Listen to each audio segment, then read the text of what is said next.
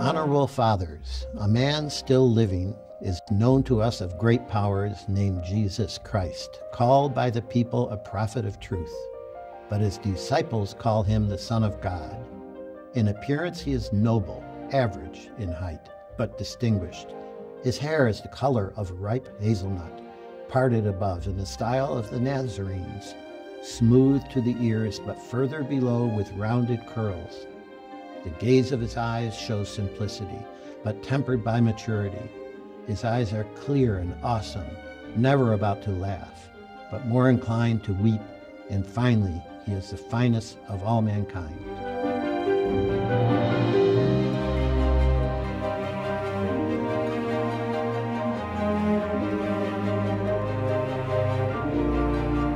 When he was young, Rembrandt was already recognized as being able to show emotions in paintings.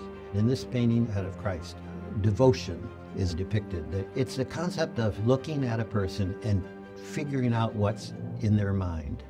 And that artist rendering on their face what has to be in their mind. It's nearly impossible to do for an artist. I think that's the essence of why we love Rembrandt.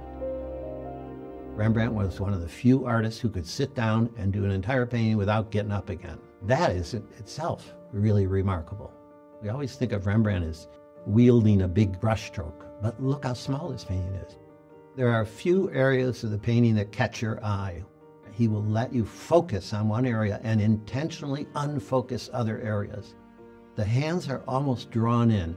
They're claw-like if you study them very carefully. This is an area he left intentionally unresolved so that you would concentrate on the face of Christ. He uses a highlight on the hair. It's a kind of slaty blue that is telling you where to look. It's a very different Christ than Christ as Pantocrator, Christ as ruler of the world.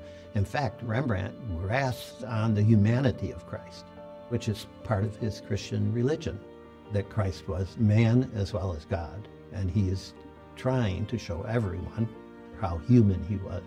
It's quite clear his hands are clasped in prayer, and it's believed that Rembrandt might have been thinking of Christ in the Garden of Gethsemane.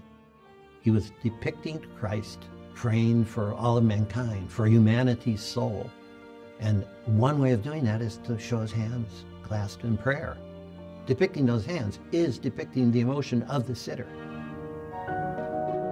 Gallons of ink have been spilled over the fact that in the Rembrandt bankruptcy inventory of 1656, there is a painting of Christ after life. How could it possibly be after life? There was a very popular concept in Holland known to every single artist called naar het leven, after life. And the other concept is called naar het geest, from the spirit. Every painting has to have something from life, that is something you see right in front of you, something you experience, but another thing that is your invention. In history paintings, of course, it's pretty easy to get the invention part in because you're making it up constantly. And it's always reasoned that Rembrandt must have read this Lentulus letter, which was a letter written by a Roman senator to the Senate in Rome in Christ's lifetime, because it describes Christ so much like this painting. If Rembrandt had read that letter and he was walking around the streets of Amsterdam and saw the man he had read described in that letter, he would have grabbed that man by his shoulders and asked him to come back and sit with him. That's the way I imagine it.